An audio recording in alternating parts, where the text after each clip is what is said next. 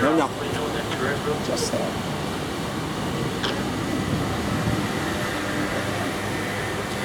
I just put it on my shoes if it helps. Walk on the other side of the road on purpose as they near those with the eyes of the window. Workers were strange stuff, like tools being moved. Sometimes they would walk away. I hate them.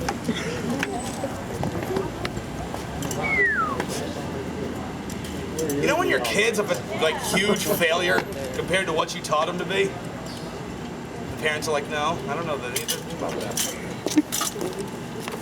I trained all their guides. That's the sick part. I trained them. They suck. Now, small chair, small bookcase, small bed, all built to match. She starts yelling at her husband. Then she finds herself stopping. She thinks about it, and she says, honey, I am so sorry. I just realized what you've done. You have anticipated my becoming pregnant. You have built me a child's room. But why would you put it in the attic? 1, 2, 3! Your dudes! He says, because that's not what I did. I just thought Robert would be more comfortable here. Wait. Who's Robert? You got some major fan moving to town? You didn't ask me about this. What's going on? Honey, look to the chair. I believe you missed him on your way in. You will meet my friend from childhood, Robert the dog. Hey, you folks name something weirder than a 21-year-old doll, a 21-year-old boy with a doll for his only company? 'Cause I can. How about a 100-year-old doll with his own doll for company? Oh, that's creepy. You'll notice a small lion on his lap. We don't know where he got it. A lot of going theories, none of them are concrete, none of them are proven. The only thing we know for a fact is that it was not there when Robert was created. Go ahead and pass that one down. Robert and Gene, inseparable once more, except this time as the blame gets passed, goes like this. Robert, why are you doing this to us? Robert, why are you letting this happen to us? Robert, what have we done to you to deserve this? This goes on. Anne's a little weirded out. Let's face it, she married a rich guy, she's sticking with it. Years go by. Stranger things start happening. Little kids start gathering up on this side of the street, right where you folks are sitting or standing right now. Every time Jean leaves, these little kids start waving up at her house, making faces at her, playing hide and seek with her. Anne comes outside, starts yelling at him one day. They say, ma'am, no, we haven't done anything wrong. We were just waving up at Robert the dog. And he was waving back. He makes faces at us. We make faces back at him. He jumps from window to window to window to watch us run, watch us play. He moves by himself. And again, a little taken back, but she still sticks with the marriage. Years go by, stranger things start happening. Rumors start flying around this island about Anne, of all people. Rumors that Anne is getting beaten. Anne is getting starved. Anne is getting locked in closets for days on end with no food, no water, no bathroom break. Sound familiar? Did I mention that this woman who made Robert the doll was from the Bahamas? If any of you need a quick theology lesson from the Bahamas, I'm going to give you my miniaturized version right now. Kind of short and sweet, to the point, sort of standardized, goes like this. 2 simple, little, tiny words. Now, all of you think I'm going to say voodoo. Messed up! There's a lot of freaky stuff that happens in the Bahamas.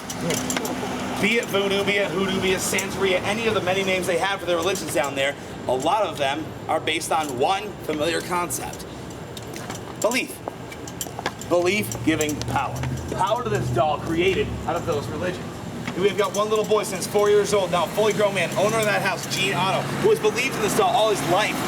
We've also got a bunch of little kids along the sidewalk, wherever you folks are sitting or standing right now, waving up at that window, watching that doll move by himself, believing in this doll, giving him all the power he could need or want. We never found out what Anne believed because she never said a word about it to anyone outside of that house. But the rumors do travel. When police hear about these rumors, Gene gets a knock at the door. Gene, look, this is what we're hearing, this is what we're seeing, what's going on. Are you beating your wife? He says, oh, that? No. Nope, that wasn't me. It was Robert. Now folks usually ask me, Jay, why wouldn't they put him through some sort of a psychiatric evaluation? He's obviously crazy. Lock him up. Only answer I can give that makes any sense to me whatsoever is, guys, this is Key West, Florida. A few years before this, they found some guy down by the beach who married a dead woman. He passed his evaluation, flying colors. They're useless here. We all know it's why half of us moved to ask a local. Without Anne saying anything against her husband, he is still a free man. When he dies in 1974, Anne runs north. She lives out the rest of her years with her family up in Boston. She leaves the place on a lease to 2 guys named Ken and Jeff, who want to open up a bed and breakfast.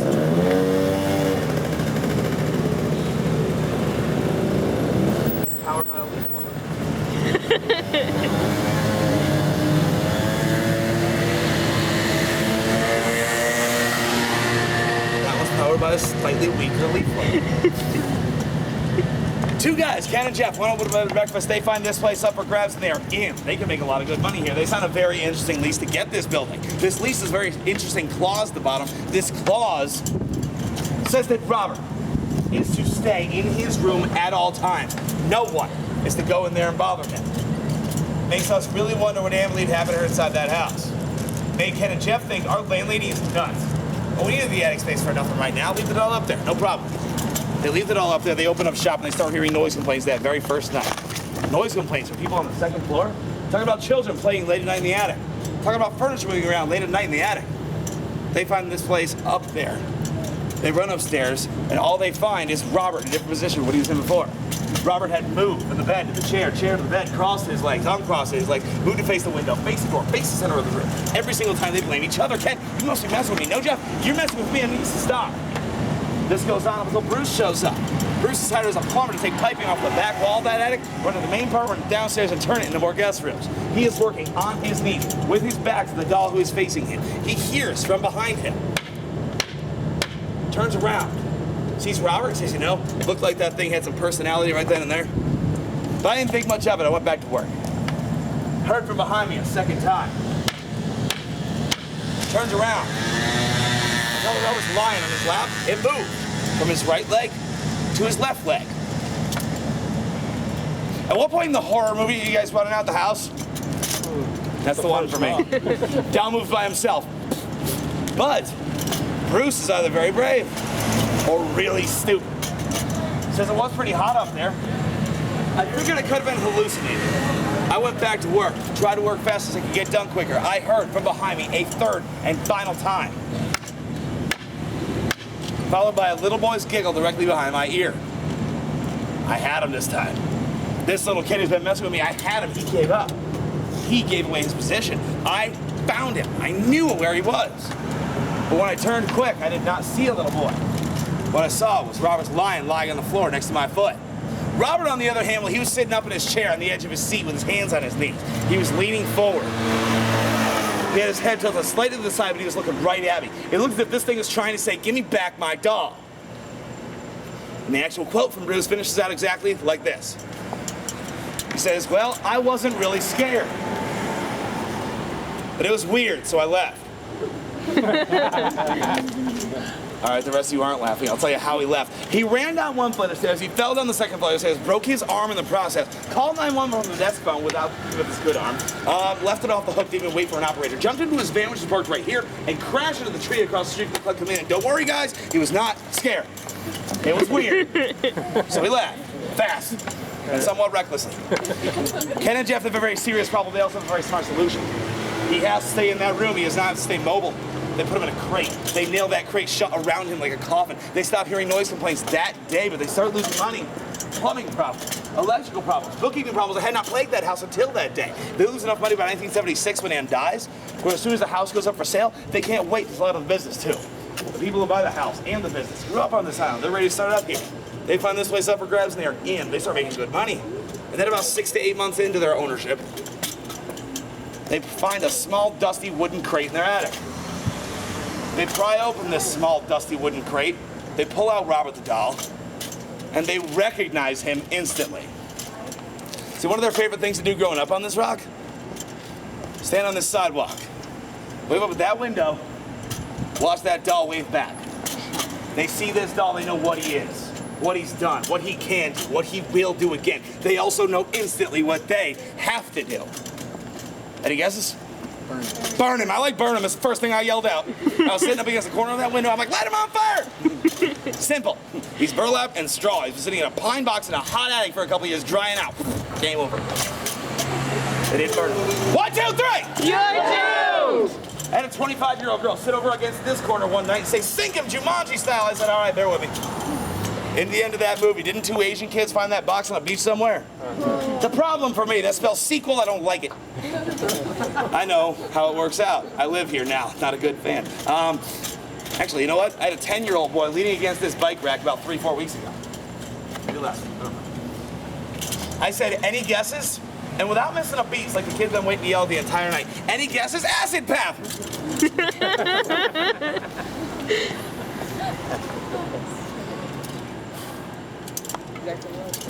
But it's not a bad idea. It would work. All right, I like where your head's at. I like how you're thinking on this. Definitely outside the box. Apparently inside the tub. I'm not entirely sure what's up with that. I'd also like to meet your parents. Shake their hand, tell them job well done, walk away real fast before they know my name. Write a little note on a barn napkin saying, block CBS. It's a horrible channel for kids that know it. CSI, Charlie Sheen, soon to be Ashton Kutcher, much worse. What they decided to do was one better. What these new owners decided to do is with respect to Robert. The only way Robert's ever truly... Someone just took a picture of them over here. Robert just took a picture.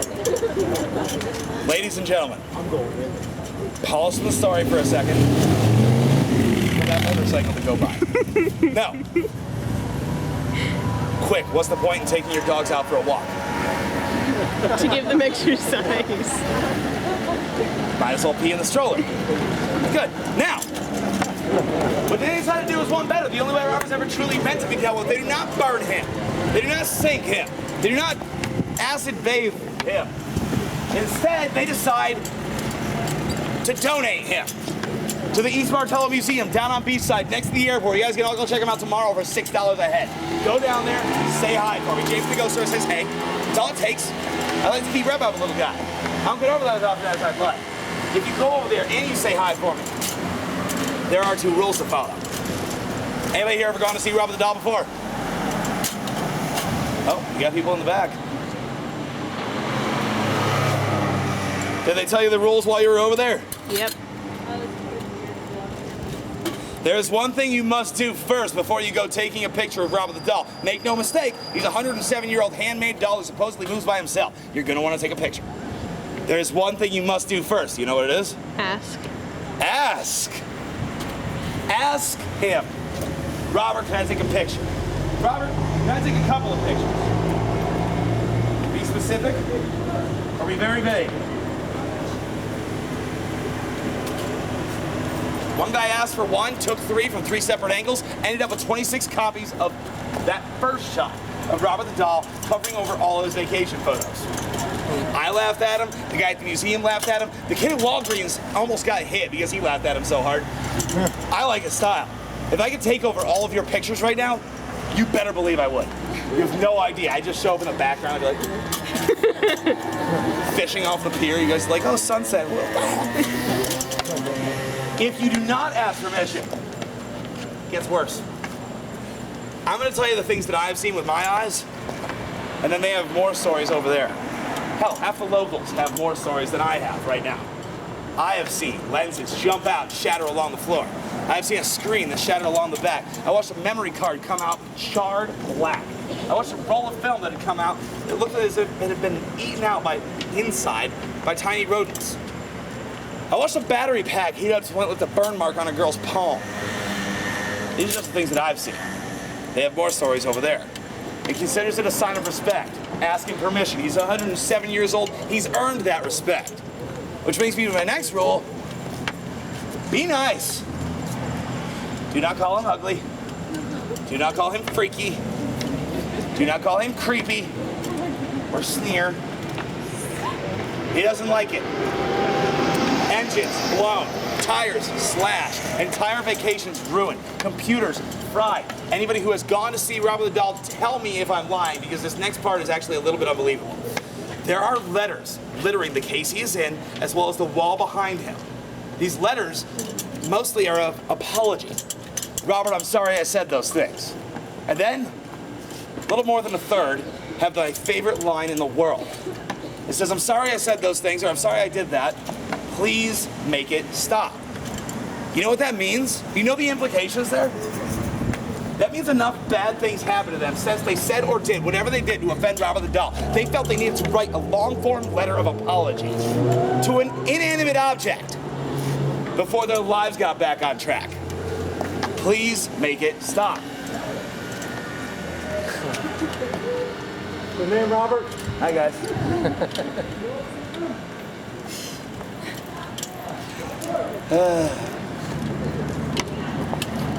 Think of it this way, actually, before you go calling him ugly. He's 107 years old. Do any of you think you're gonna look any less freaky at 107 years old? If so, tell me now, I'll call you a liar right to your face. You're wrong. I swear to God, you're wrong. You all party in Key West. I'm sorry, that's how the liver works. You are all going to, 1, 2, 3! You are all going to look absolutely terrifying, all right? That's how this island does people. I am 14 years old, okay? This is how this island treats people. And then there's the last request. This one actually comes tonight. You guys go home. Your apartments, your guest house, your hotel rooms, some guy's porch that you're sleeping under. I don't care what you say. When you guys are nestling up for bed, thinking about the stories that I've told, the stories I still have yet to tell. What are you thinking about everything you've done here in Key West? Everything you still want to do here in Key West? While you're thinking about how cute I look in this outfit. Stop laughing at me. While you are thinking about Robert, your trip to see him, what you will say to him, and then practicing it in your mind over and over again because you know you're gonna feel really stupid talking to a doll. But you'll do it anyway. This is a lot better safe than sorry. You've got nice cameras. While all of this is going through your mind, deciding what you are going to dream. Those last few thoughts that roll through your brain. That one last picture, that last waking image just before you finally drift off for the night. Please, for your sake and for mine, do not let that last picture be this one. What? I believe I was being very nice. This is please do not let it be this one. Also, like I'm not going to come up and torture you individually. What did I say about being nice? Oh, don't worry, I'll make it to the back. This one I test reactions, but it's fantastic. Still look at me, just making sure. What I want to know is why Blue over there looked away the second I held out this picture. It's not nice.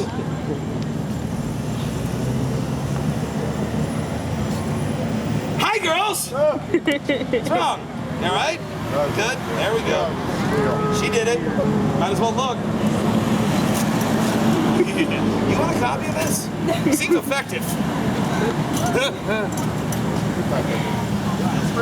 You do! 1, 2, 3!